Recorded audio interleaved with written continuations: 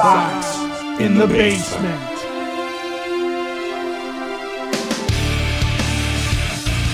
I'm the Sox nerd with my weekly White Sox stumper. Who was the last Sox catcher to get a hit in an All-Star game? I'll have my answer at the end of my spiel later in the podcast.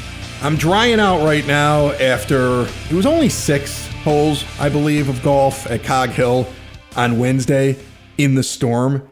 I was at the Southwest Mayor's Conference. I was a guest of Kelly Burke, mayor of Evergreen Park.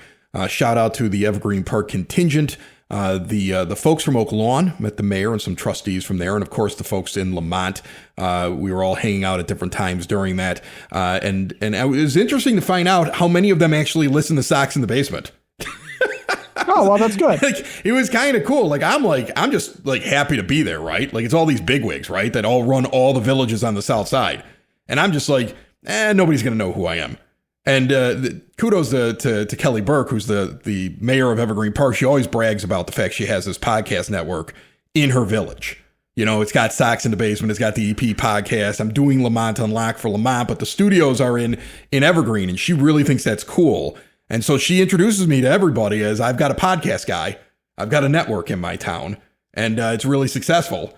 And I was surprised at the amount of people that listen to Sox in the Basement. So I know those ears are out there right now. Hopefully none of them got pneumonia. It's Cog Hill, though, right? Like, it's out in Lamont. It's Cog Hill. It's a beautiful golf course. It didn't matter that it was a monsoon. People played until they told us we had to get off the course because you only get that opportunity every once in a while to go play there. Well, and we've all seen Caddyshack. We've all seen the Bishop have his best game of his life up until that last hole when he curses God and gets struck by lightning. So as long as you don't raise your putter and scream at the sky like your Lieutenant Dan. It's the number one thing that was said on the course, though. Of course it was. Everybody just kept doing that quote to each other. Random strangers. Like, as you got to the tee box and they were just finishing their hitting themselves, everybody just kept doing the. I don't think the real heavy stuff's coming down for quite a while. Like, everybody's just doing variations of that scene. That's the joke on a golf course when it is raining. I guarantee you, those guys were still saying Noonan at everybody else putting on the green. So. Definitely for sure. But a fun time. The best part is that we all got rain checks, so I get to go back and play for free. So that's really the best part of it. It didn't even matter how I played. I mean, I'm just out there hacking in the rain, but at least I get to go back to Cog Hill for free down the line. All right, the White Sox are having trouble. They are. They'd be doing better playing at Cog Hill than in Yankee Stadium right now. They're brutal on the road. We've talked about it on this show. They're brutal on the road. It's really the pitching, and we're going to talk a little bit more about that today because there's a theory being thrown around in the comments on the YouTube feed. For the podcast and all the different podcast players, those that actually allow you to do comments. We're getting messages through soxinthebasement.com. It's a prevalent theory among fans. I just don't know if it's true. And so that's something we're going to attack first. Before we do that, shout out to our proud sponsors here at Sox in the Basement. Hyatt Home Medical Equipment. Switch to a new age of life and keep mom and dad, grandma and grandpa out of assisted living and make it so they can get around on their own and live independently. Nobody wants to leave their home. They spent their entire lives not only paying that mortgage and hopefully paying it all off, but making it the place where all the memories are. And now when they get older, they're supposed to leave and live with a bunch of strangers? Forget that. Stair lifts, ramps, grab bars, lift chairs, bathroom remodeling. It's beautiful work. You don't even notice that most of it is medical equipment. Hyatt works with your insurance, has 0% financing for qualified individuals. Use a CPAP machine. They got those, every size, all the new technology and testing rooms. They have the latest and greatest continuous glucose monitors, compression socks, you name it, they have it. Check it all out at hhme.com, Hyatt Home Medical Equipment. All right. The theory is that the mound is different at the rate. And different how? That's the thing. There are comments everywhere on our shows when we talk about the fact that the pitching is worse on the road, is that the mound is different, that the mound is taller, that Roger Bossard has done something different. And I think I know where this theory is coming from. There was a late night with Chuck and Ozzy. They do that thing every once in a while where they do it like a talk show. It's entertaining. And they get people to come on and tell stories. And Roger Bossard comes on and talks about all the stuff he used to do that he could get away with. Because, you know, in the 80s, they didn't pay as much attention to stuff. In the 90s, they didn't pay as much attention to stuff. But what they failed to realize is that he says in that interview, they pay a lot more attention now. And he can't do the things he used to do. because they're paying far more attention. Like he used to shorten the base paths. He told a story. I remember this when he was on. It was probably about a month or so ago. Told a story that he shortened the base paths by a foot. So instead of it being 90 feet, it was 89. And he did it under the direction of Jeff Torborg, if I remember the story correctly. And then Ozzie Guillen's in the locker room thinking that his career's ending because he suddenly can't throw out the guy because he thinks as he's waiting to release the ball, he's going to get that guy, and guys are just beating out throws from short. And Ozzie's complaining like maybe it's time to hang it up. And so they put the bases back at 90 feet like they're supposed to be. Now, that's a funny story, but again, he finished that story saying you can't really get away with it anymore. They're constantly out there measuring. Plus, the other team would benefit from anything that you did to the mound, right? So I don't know if that's true. I don't know if I believe they're bad on the road because there's some kind of doctoring going on or difference in the mound. The mound is a set height where the rubber is. I mean, I could read them all down here for you, but I'm going to let you talk first, Ed. But the idea that the mound is different and that's why the pitching is better at home than on the road, I don't believe that. No, the thing, and you and I were talking about before we started recording, the thing that is the telltale sign is that if the mound was raised and gave the White Sox pitchers an advantage, they would have a hard time hitting against opposing pitchers too. It's not something, I mean, look at the Dodger series and you can't tell me that the pitchers that they faced are bad, right? I mean, yeah, they almost got perfectoed by Yamamoto, but he's really good. So, it's one of those things where I don't think the White Sox have a home field advantage because of Roger Bossard. I wonder if it's execution, if there's something about being on the road that this team has not mentally figured out, whether it's the catchers are overthinking it or they aren't used to playing to the ballpark. I mean, that very well could be part of it. Or if it's just simply a matter of the pitchers just don't execute. Maybe they're tired. Maybe they're out of their routine. Maybe there's, something different with the bullpen, something different, that they're just not used to, or that they don't have the ability to do. It comes down to execution, I feel like, because watching Davis Martin against the Phillies, watching Davis Martin get lit up against the Yankees, it's not a question of whether or not his stuff was any different or played any different. It's not like he lost velocity. It's not like he lost spin. However, he doesn't quite hit his mark the way he does at home. And pitches that are a little bit closer, I mean, it doesn't take a whole lot. A little bit closer to the middle of the plate, and a hitter's going to be able to tattoo it. Not quite at the corners or not quite high enough, a hitter's going to be able to tattoo it. So I really honestly, I just think it's more mental with this team than it is actual physical or actually anything. I would love to hear that it's Roger Bossard, quite frankly, because I'd love to figure out what they're doing. Maybe if there is something that is a home field advantage, what it is that when the opposing team is on, they have giant fans that you can't see just above the concourse that blow in from the outfield to knock everything that's hitting the air down. Okay, so here's the thing. Like that's where if we're going to tinfoil hat it. Okay, well, we could do that. Tinfoil hat it. That's where my big mind old Dysons, big old Dysons inside the stands. Like how they used to do in the Metrodome. Like that's what the Twins used to do. They used to turn on all the air.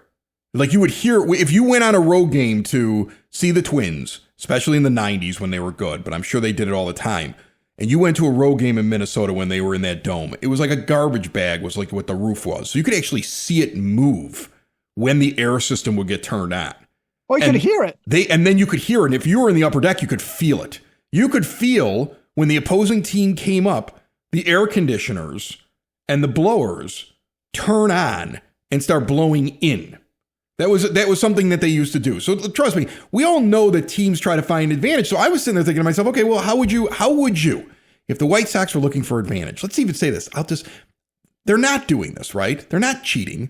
But what if this wasn't my team and I was trying to figure this out? I actually was thinking about this.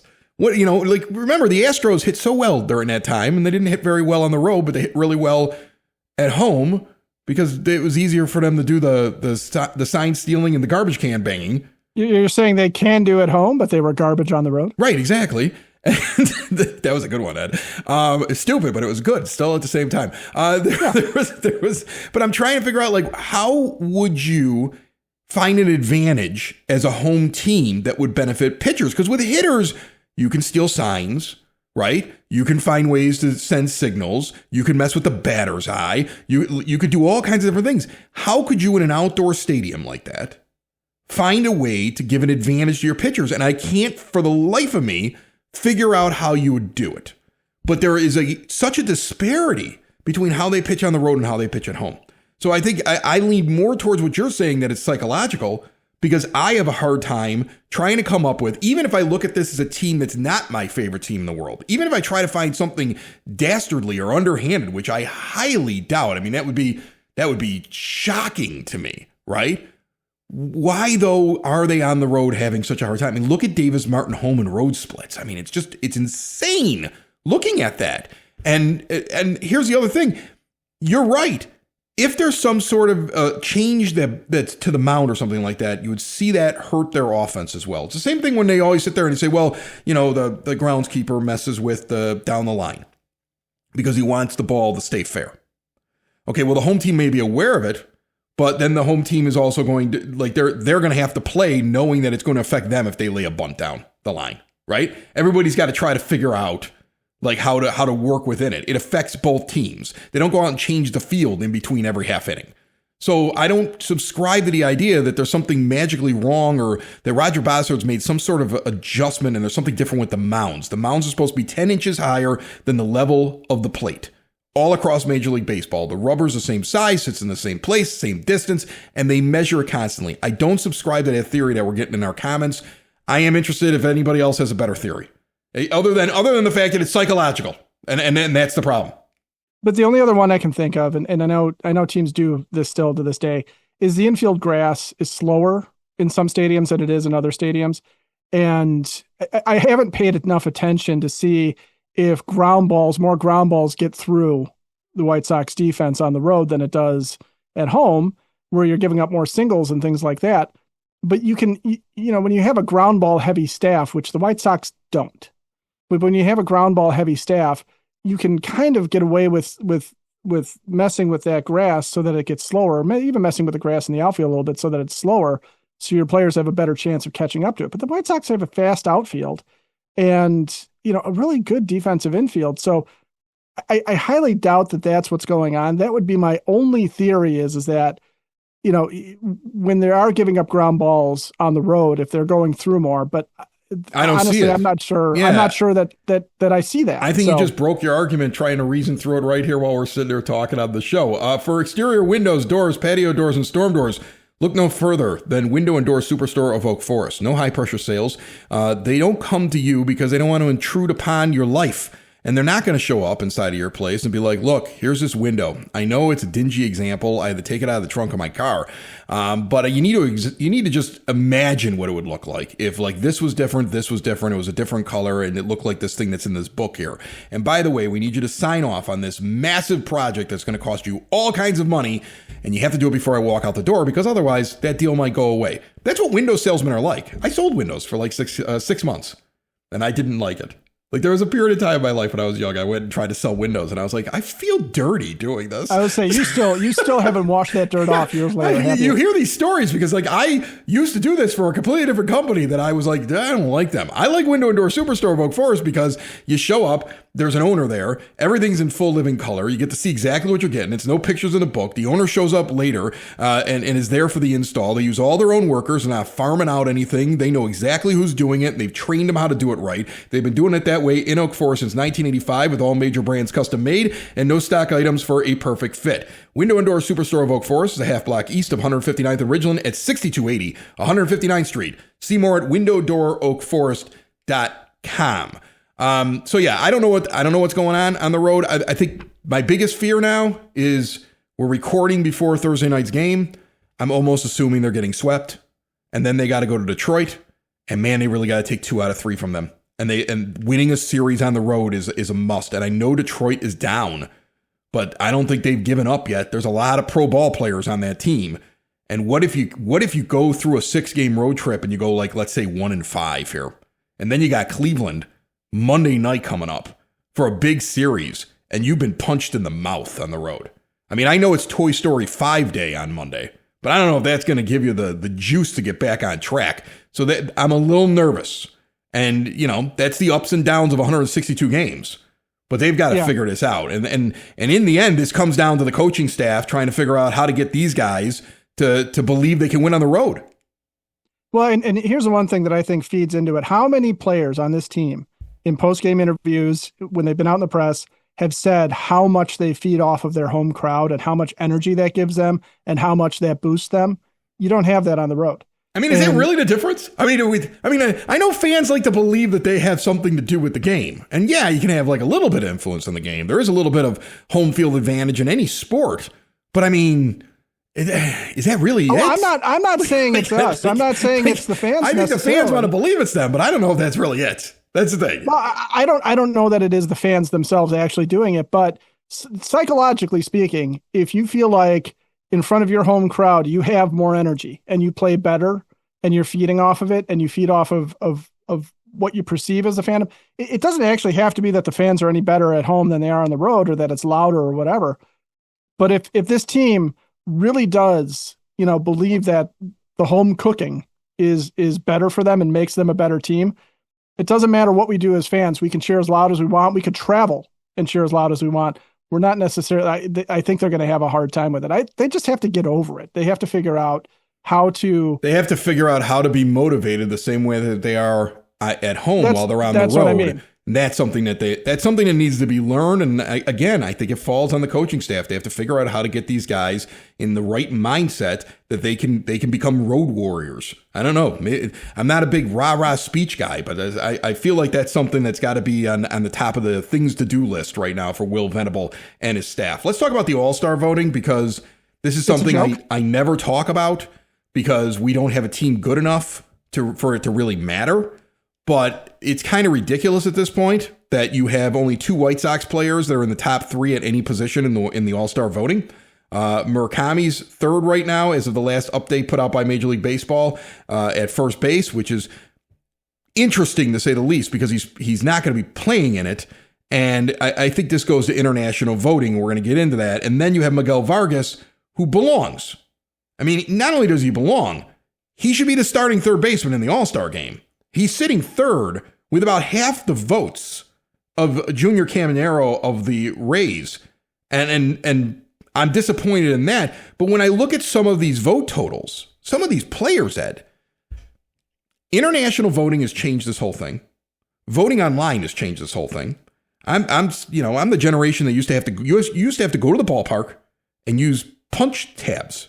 Remember like that? You used to have to take your little pencil, punch out your vote, right? Not even fill in a circle. You had to punch out your vote. You had to hand it to the usher. It was a very inexact science. I'm sure a lot of those ballots were lost. It probably, but I remember that. You had to actually be a fan that went to a game to be able to vote. Now with the online voting and the option for me to just hit a button and say, take that vote, multiply it by 5, and every time I have an email address, I get to add another 5 to whatever I want on my voting list. And the fact that people worldwide can vote, international stars get far more of a bump, even if they don't deserve it. And I think you can do a lot of ballot stuffing. And unfortunately, when you're a bad team for many years, the White Sox get forgotten. Well, and the ballot stuffing is going on in Toronto, right? Because look at the American League. Vlad Guerrero, I know it's Vlad Guerrero Jr. He has been so bad this year. He's on my fantasy team and he's killing me right now. I put him on the bench this week. He's not an all-star.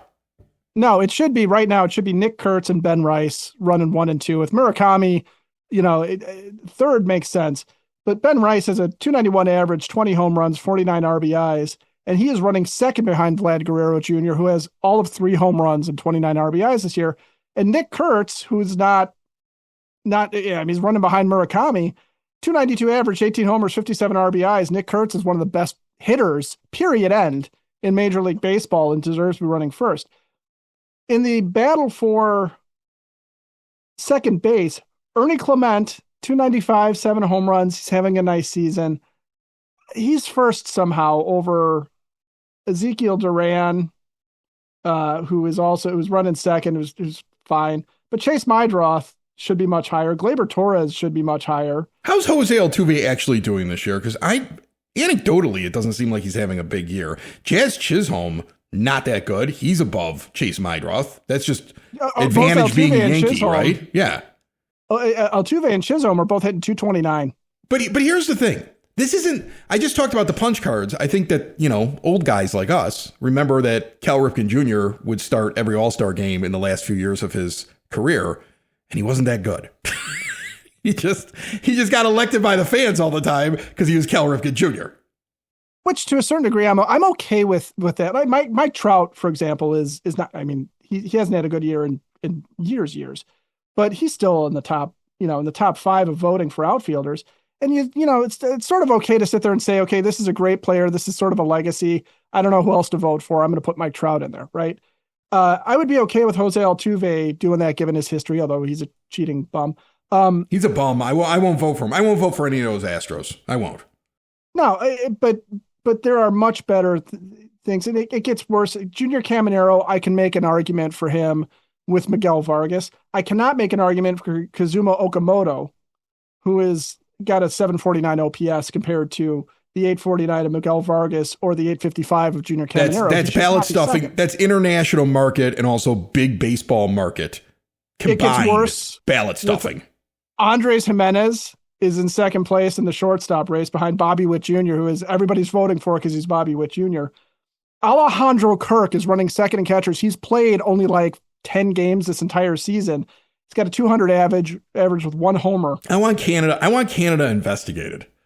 I do too. I want the Canadians investigated for this. We're going to get into this more real quick. Moose Vinyl is an application for record collectors to manage their record collections. Buy and sell records. Available on your iPhone, coming soon to your Android. All you got to do is just like Google AI this and ask about what Moose Vinyl is. And it's going to do it better than me describing it to you because it's going to pop up. It's going to tell you this is the best platform out there, the most user-friendly platform out there, better than the ones that came before it. And you can actually take the files from the other platforms and just bring it over to Moose Vinyl. Just move your collection and your management over there. And it, again, best user interface around. And they're based right on the south side, the guys that came up with this. They have a brick and mortar record store that you can go out and visit them at. B-Sides by Moose Vinyl in Lamont downtown at 238 Main Street. Get out there. They're selling turntables and vintage audio equipment at discount prices through July, and download the Moose Vinyl app. And on certain days, you'll find me in there flipping through the records because that's one of my favorite record spots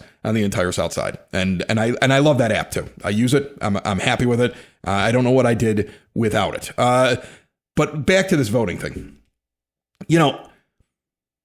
There have been instances, even way back when, like I just brought up the Cal Ripken Jr. thing, where guys were getting in that really didn't belong in there, right? And now it's even worse, I think, because of the international voting and the fact that, like, there's always going to be a bias.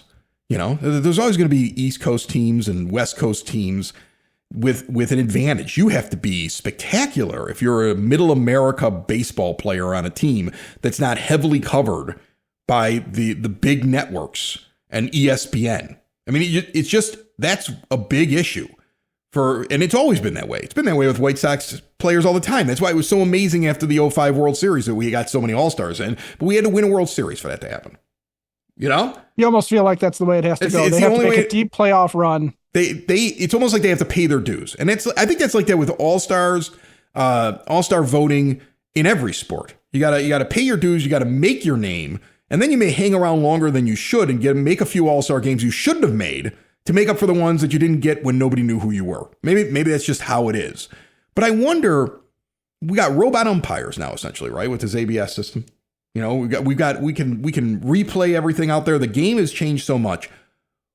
Why not have like a gateway thing? Like some kind of gatekeeping mechanism that basically says you have to rank in the top 3 or top 5 of specific statistics to be a starter. It doesn't matter what the fans vote. If you don't have a top 5 average, a top 5 WRC plus, a top 5 OPS, like just throw a few things in there. If you don't qualify with any of these things, it doesn't matter how many fans voted for you, you're not making the game. Because same thing with injuries, right? Guy can't play in the game. It doesn't matter if the fans voted for him. He gets that little all-star nod. He probably gets the bonus that's in his contract. But like, wouldn't it be interesting if Major League Baseball sat there and said, we do want the best in the game. So you can vote for whoever you want to, but we're not going to put a guy in there that's played 10 games and is hitting 220. Like, we're just not doing it. There's some sort of like threshold you have to meet. Am I crazy? Is this as crazy as my relegation idea last year? No, you're not crazy because... See, everybody's going to be mad at you because they're waiting for you to tell me I'm crazy. Like, we've heard this before from people. Ed agrees with Chris too much. You don't think I'm crazy on this? The regulation thing might have been crazy, but... I know, because look, just anybody who thinks that I should automatically disagree with Chris on this, go look at where the All-Star balloting is and tell me that these are the best players. Tell me that, even looking at the National League where apparently Philadelphia is ballot stuffing because Alec Bohm should not be the second best third baseman by vote, hitting 227 with 9 home runs with 39 RBIs and a 649 OPS. He's not leading anything statistically. In fact, people in Philadelphia don't even like Alec Bohm that much. They think he's a terrible third baseman and a lousy hitter and a disappointment, but they're voting for him because they want to see Phillies in there. That was pretty harsh on Alec Bohm. I felt bad for Alec Bohm after you said all that. Well, you know what? It's a harsh town he plays in, okay? Philly's not known for their friendliness in spite of being the, city of brotherly love. But you look at this and you're right. And it's been a problem where the coastal teams, the AL and NL East and the AL and NL West have had far more votes because they get far more coverage. I think it's more pronounced actually in the National League West and the AL East than it is, in the reverse. But I don't want to see Andres Gimenez as an all-star. I mean, he's got a 649 OPS and Colson Montgomery has an 821 OPS. He has 7 home runs. Colson Montgomery has 19 as we sit here and as we talk. They have similar batting averages. Like, Montgomery's got 10 more RBIs. How is he so far down the list in this guy's second in the voting? Like, that's why it's absurd. That's why the all-star balloting is absurd. I mean, they want people to have interest. You think about how hard they've tried over the last several decades to get you to have interest. They made it count. They did all these things to try to have interest in this silly game that's an exhibition. You know why people don't have interest? Because they think it's BS who makes it to it. Yeah, because you haven't consistently seen the best players. And even the idea that you have to have a player from every team is one of those things where there have been some teams that are so bad, it's a stretch to put somebody on there. I mean, think about the White Sox the past couple of years. Was anybody really deserving of an all-star nod that you immediately sit there and go, oh, yeah, I mean, what a great player on a terrible team. We didn't even have that. I mean, you had Luis Robert Jr. was the most notable player on the team for all those years because everybody had heard what a great player he potentially could be because he was on the trade on the trade rumor mill for teams on the East Coast and on the West Coast. So the voting, when the voting doesn't produce good results, yeah, I have a problem with the voting. I want to watch an all-star game because I want to see the best of the best on it. The one thing I do like is the fact that the pitching staff's being picked by the coaches, by the the coaching staff. I'm ready to take it away from the fans. I really am. Before we get to the Sox nerd here, real quick, Everson Pereira, 7-day injured list. Junior Perez being called up. That just got out there while we were recording. Jeez, Pereira. I know that guy. He lasted like 2 games. that guy may not make it in the majors because he can't stay healthy. And Jeff Passan just reported a minute ago, Major League Baseball has proposed a new draft system that would eliminate high school players from the MLB draft. Ooh. And make you have to wait till your sophomore year of college to be draft eligible, shortening the draft from 20 to 12 rounds and cutting the bonus pool down. Huh. Something to talk about the next show. Maybe we'll get James Fox on. Here's the nerd.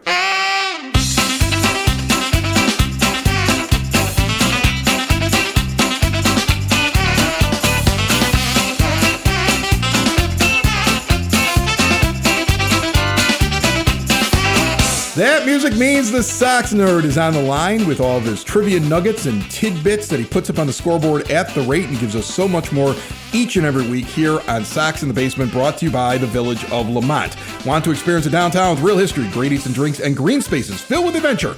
Visit the Village of Lamont. Shop, dine, drink, explore, see everything they have going on this weekend and beyond at lamontdowntown.com. Nerd, what do you got for me? Chris, with voting underway for the July 14th showcase in Philadelphia, let's talk about the White Sox and the All-Star Game.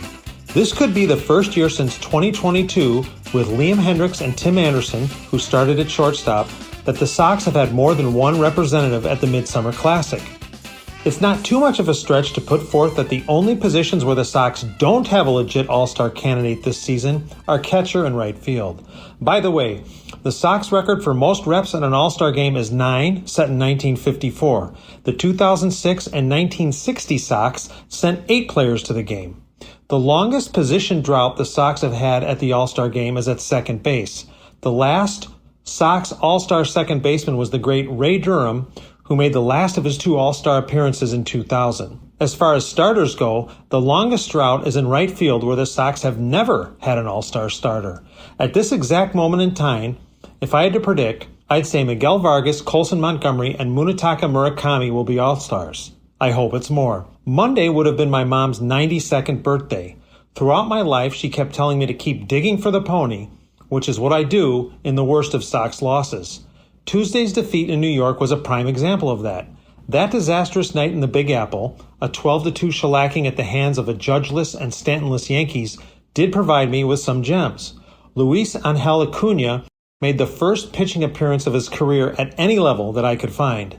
In giving up 1 run in the 8th inning, Acuna joined Corey Lee, Matt Davidson, and Adam LaRoche as Sox position players to face the Yankees. Acuna was the first to give up a run and the first to pitch in New York. Acuna batted in the top of the 9th inning, making him the first Sox pitcher to hit against the Yankees since LaRoche pitched the top of the 9th and then delivered a single in the bottom of the frame in a 13-6 loss in Chicago on July 31st, 2015.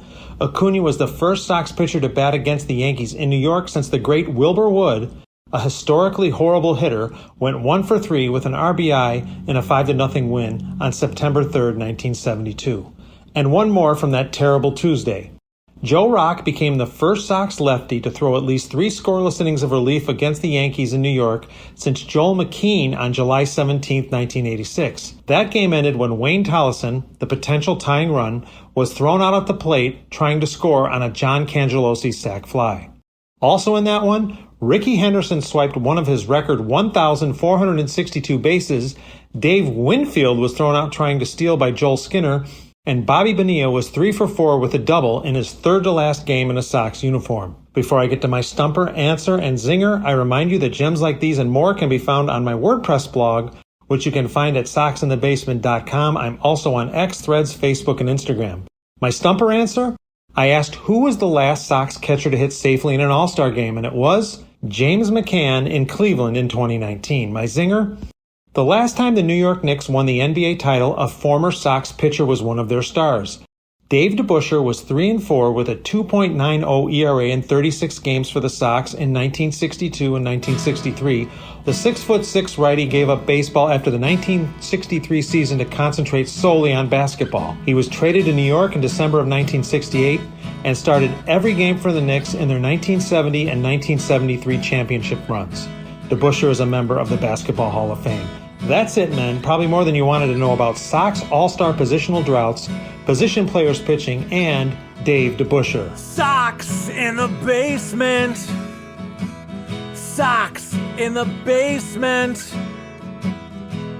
Sox in the basement. Sox in the Basement. Heard everywhere podcasts can be found, and always on soxinthebasement.com.